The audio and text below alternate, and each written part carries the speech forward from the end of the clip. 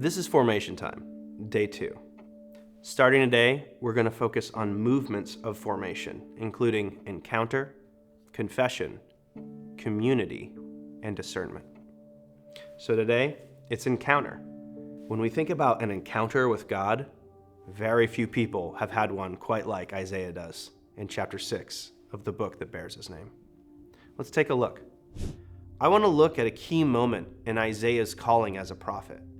If he was so important to Jesus and a lot of the early followers of Jesus, maybe we should figure out how he became the prophet that he became. So there is this moment in which God reveals fundamental truths about Isaiah's mission and God's word to him and his people.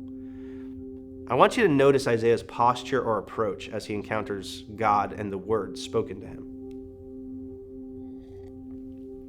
This is from Isaiah chapter 6.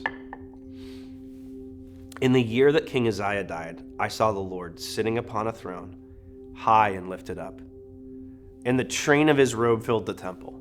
Above him stood the seraphim. Each had 6 wings. With 2 he covered his face, and with 2 he covered his feet, and with 2 he flew. And one called to another and said, Holy, holy, holy is the Lord of hosts. The whole earth is full of his glory. And the foundations of the threshold shook at the voice of him who called, and the house was filled with smoke. And I said, Woe is me, for I am lost, I'm undone. I am a man of unclean lips, and I dwell in the midst of a people of unclean lips. For my eyes have seen the King, the Lord of hosts.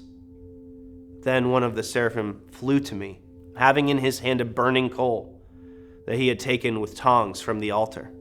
And he touched my mouth, and he said, Behold, this has touched your lips. Your guilt is taken away, and your sin atoned for. And I heard the voice of the Lord saying, Whom shall I send? And who will go for us? And I said, Here I am. Send me. So once again, notice Isaiah's postures when confronted with the revelation and the words of God. Faith, humility, and commitment. Remember, encountering God is a major movement in this thing that we call formation. And Isaiah's story is one that we can learn a lot from. We're going to continue to learn about these movements of formation tomorrow. See you then.